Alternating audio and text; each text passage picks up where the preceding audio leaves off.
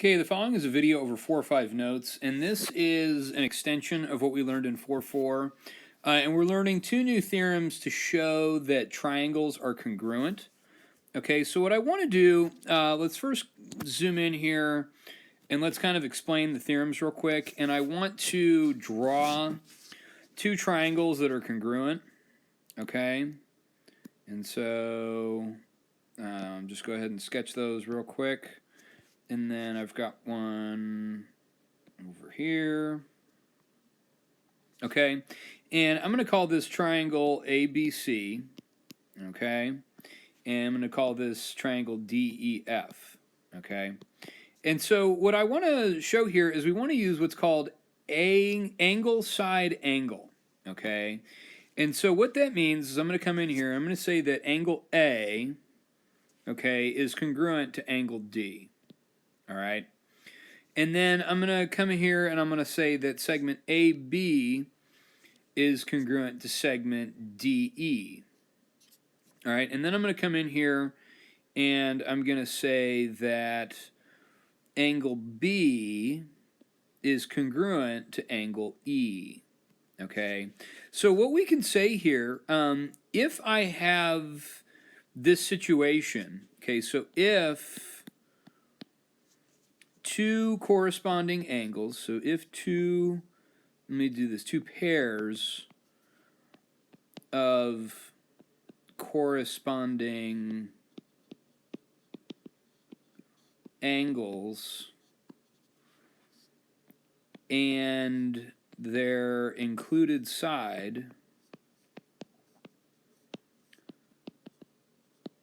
are congruent, okay, then we can say that triangle ABC, okay, is congruent to triangle DEF.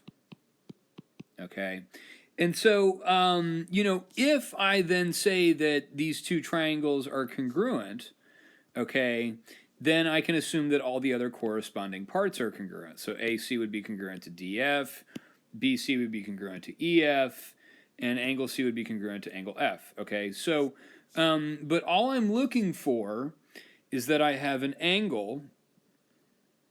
Okay, if I just have an angle, all right, here, an angle, a side length, and another angle. Okay, so I get angle, side, angle. Okay, and over here I have the same thing. I have an angle measure. Okay, I have a side length, and I have an angle. Okay, so I have angle, side, angle. All right, so let's take a look at the next one, the next example, and that's angle, angle, side. Okay, so I'm going to do the same type of thing here. I'm going to draw two congruent triangles. Okay, and I'm going to go ahead and draw this one over here. Okay. And so I'm going to call this triangle JOE, so JOE, and triangle SAM, okay? So what I want to say here is that if I have, let's say I have angle J is congruent to angle S, okay? And let's say that I have angle O is congruent to angle A, okay, and then let's say that segment OE is congruent to segment AM, okay, and so let's just say this, that if two consecutive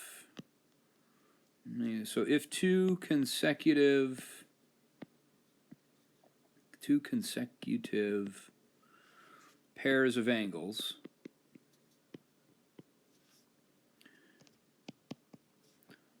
are congruent, okay, and a non-included side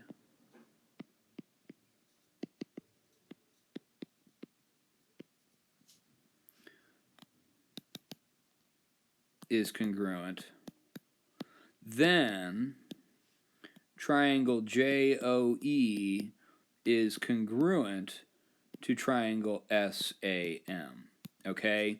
So again, I do want to highlight here that this is, I have here is an angle, here is an angle, and here is a side, okay? Here is an angle, here is an angle, and here is a side. So if you go through this, if you have the situation in any two triangles where they're the same in each of them, then you know that the two triangles are automatically congruent, and then all their other corresponding parts are congruent, okay?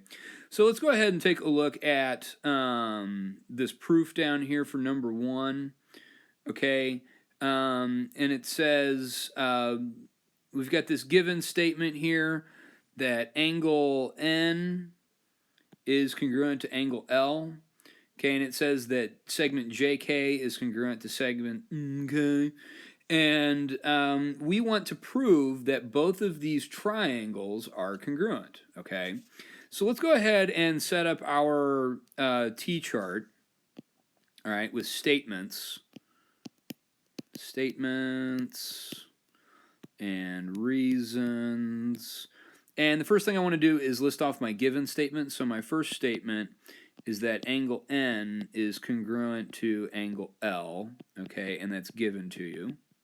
Okay, Merry Christmas, Happy Kwanzaa, Happy Hanukkah.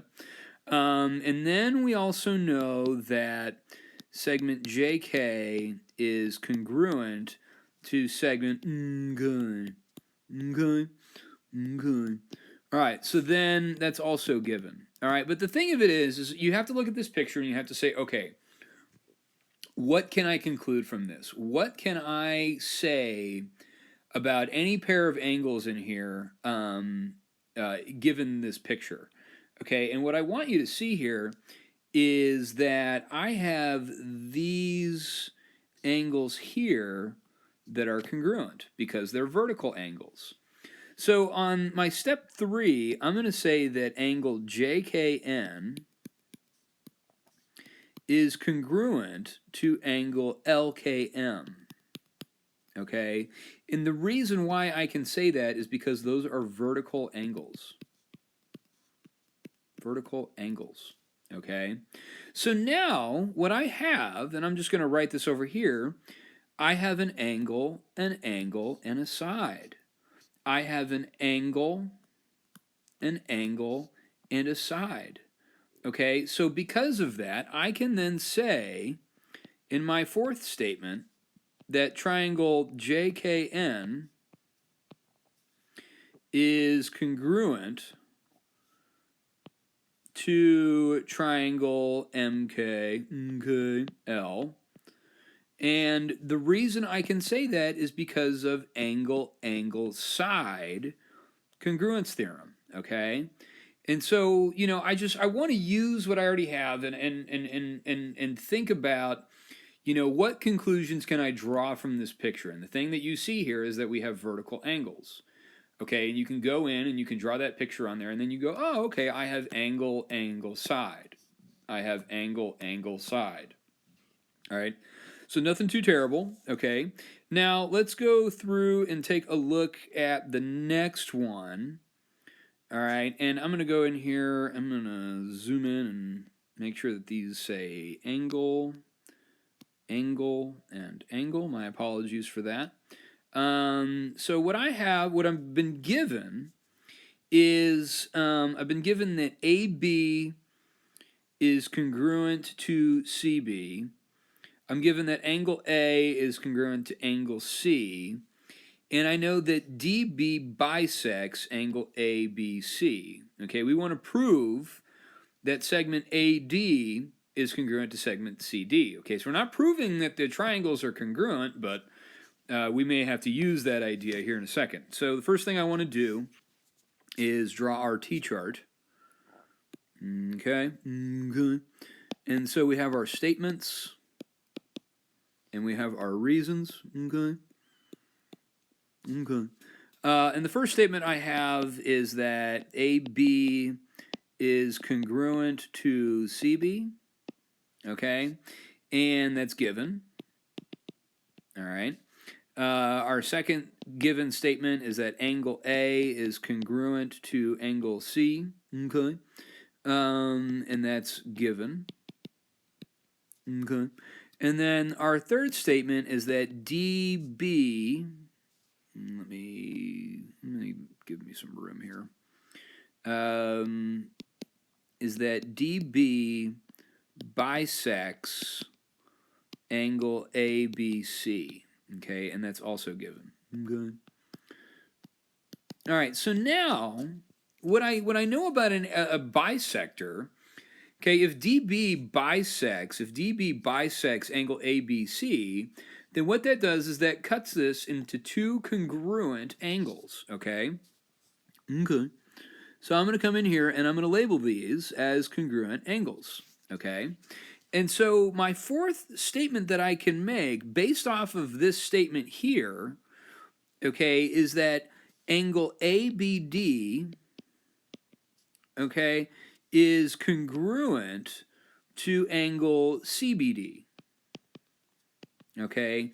And that's the definition of an angle bisector. That's what an angle bisector does. It's the definition of angle bisector.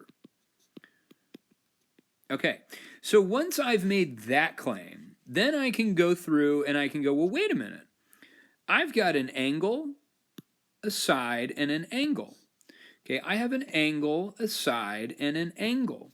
So I can then conclude, okay, that triangle, and let me say triangle ABD, okay, is congruent to triangle CBD, okay, and I can say that by the angle side angle congruence theorem, all right? But I'm not done, okay, because I have my proof statement here that I still need to get to. But here's the thing. If these two triangles are congruent, then all of their corresponding parts are congruent. So I can then conclude that AD, okay, AD is congruent to CD. Okay, so I can end with that statement, and I'm going to go ahead and say that AD is congruent to CD.